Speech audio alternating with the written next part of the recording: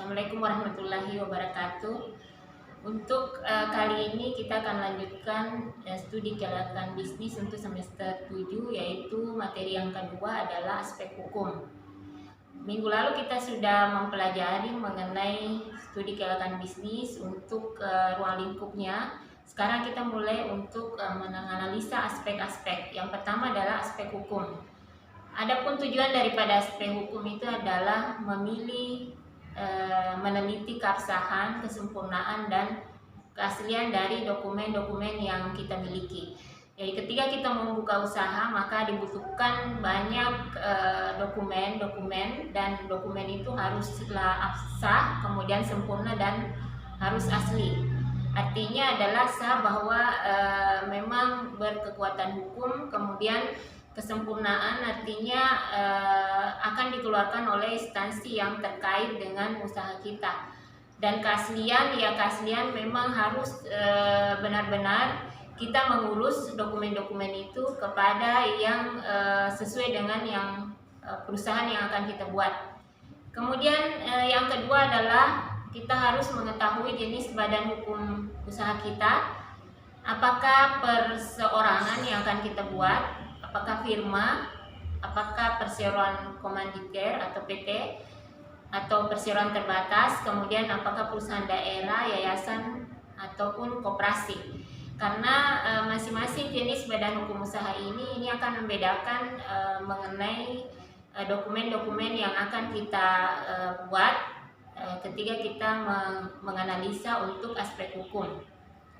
Kemudian yang ketiga adalah jenis-jenis izin usaha yang harus kita lengkapi, misalnya tanda daftar perusahaan, kemudian nomor pokok wajib pajak, kemudian izin-izin usaha, sertifikat tanah, atau surat-surat berharga yang dimiliki. Yang tentu saja itu yang tujuannya adalah untuk mengetahui bahwa usaha kita ini sah di mata hukum ya, atau ada legalitasnya. Dan itu harus semua kita lengkapi sebelum usaha kita buat. Kemudian penelitian dokumen lainnya. Jadi selain tadi izin-izin usaha yang kita lengkapi, maka kita harus juga melengkapi seperti bukti diri, KTP, SIM, sertifikat tanah, bukti kepemilikan kendaraan bermotor, dan surat-surat atau sertifikat lainnya yang dianggap perlu. Jadi hal-hal inilah yang akan menentukan apakah kita nantinya akan bisa layak dari sisi aspek hukum atau tidak. Semua keterangan ini akan kami tayangkan di slide berikutnya.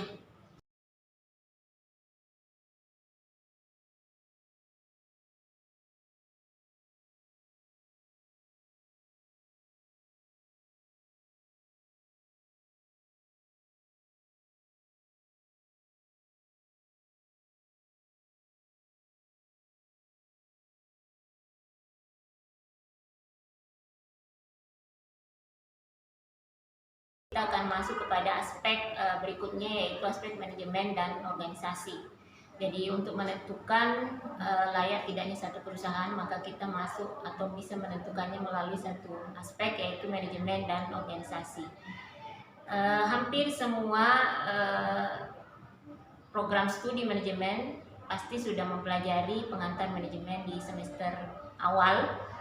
Namun akan kami jelaskan lebih lanjut bahwa manajemen itu adalah satu ilmu perencanaan, pengorganisasian, pengarahan, pengendalian, dan pengawasan untuk mencapai satu tujuan.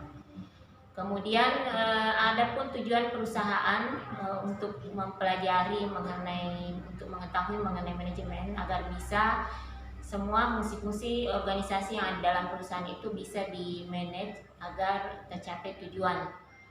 Kemudian kenapa perusahaan harus melakukan manajemen untuk lebih mudah tercapai tujuan dan melalui satu tahapan-tahapan di dalam proses manajemen.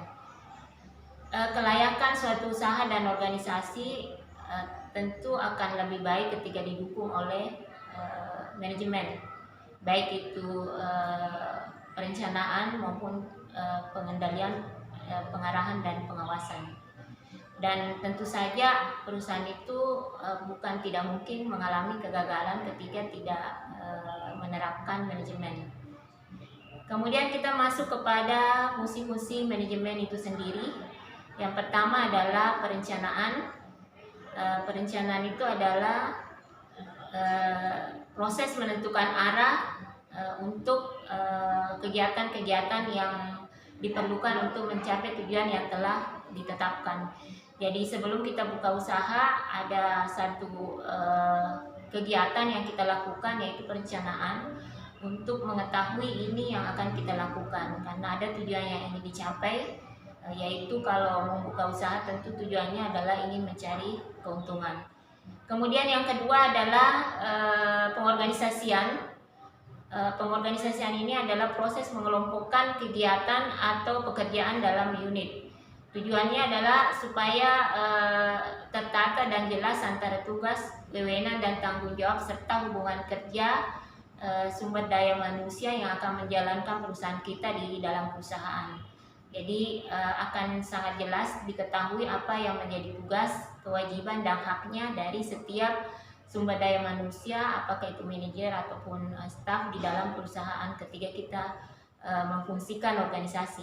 Yang ketiga adalah fungsi pelaksanaan, yaitu menggerakkan atau melaksanakan proses kegiatan atau pekerjaan di dalam organisasi. Jadi setelah tadi kita merencanakan, kemudian ada sumber daya manusia yang mengerjakan, kemudian kita sudah harus melaksanakan kegiatan kita. Dan itu adalah tugas dari pelaksanaan. Kemudian berikutnya adalah fungsi pengawasan, yaitu proses untuk mengukur dan menilai pelaksanaan tugas apakah telah sesuai dengan rencana. Jadi rencana awal yang kita sudah sepakati, kita mau tahu apakah sudah terlaksana yang dilakukan oleh tadi organisasi itu sesuai tidak dengan rencana, maka kita melakukan pengawasan. Ya, jadi itulah tadi fungsi-fungsi manajemen di dalam perusahaan. Kemudian berikutnya adalah bentuk-bentuk organisasi. Bentuk organisasi di dalam organisasi itu dibagi dua, ada yang bentuk organisasi yang ditinjau dari jumlah pimpinan puncak dan bentuk organisasi yang berdasarkan hubungan wewenangnya. Kemudian yang berikutnya organisasi garis atau lini adalah organisasi yang semata-mata memiliki hubungan wewenang lini di dalam organisasinya. Jadi jelas ada wewenangnya manajemen puncak, kemudian ada wewenangnya manajer dan wewenangnya staf. Jadi di sini dijelaskan ada gambar berikutnya adalah direktur, ada manajer, kemudian manajer itu ada stafnya atau ada pekerjaannya. Kemudian berikutnya adalah organisasi lini dan staf, yaitu organisasi ini adalah asas kesatuan komando tetap dipertahankan. Jadi pelimpahan wewenang berlangsung secara vertikal dari pimpinan tertinggi kepada unit bawahannya. Jadi seorang pimpinan akan memberikan tugas atau wewenang ke satuannya adalah ke manajer, kemudian manajer ke staf. Kemudian yang berikutnya lagi organisasi lini staf dan fungsional. Jadi organisasi ini merupakan kombinasi dari ketiga tipe organisasi tadi, lini, staf dan fungsional. Jadi tipe ini biasanya diterapkan pada organisasi besar dan kompleks pada tingkat dewan direksi. Ya. Kemudian garis wewenangnya itu dari direktur, kemudian staf, ya. Staf, kemudian manajer ke karyawan pelaksana. Jadi itulah bentuk-bentuk organisasi yang ada di dalam perusahaan, dan ini semua sudah harus jelas kita sudah buat, kemudian kita masukkan di aspek manajemen dan organisasi. Jadi demikian untuk aspek manajemen dan organisasi. Kita lanjut ke aspek yang lain. Assalamualaikum warahmatullahi wabarakatuh.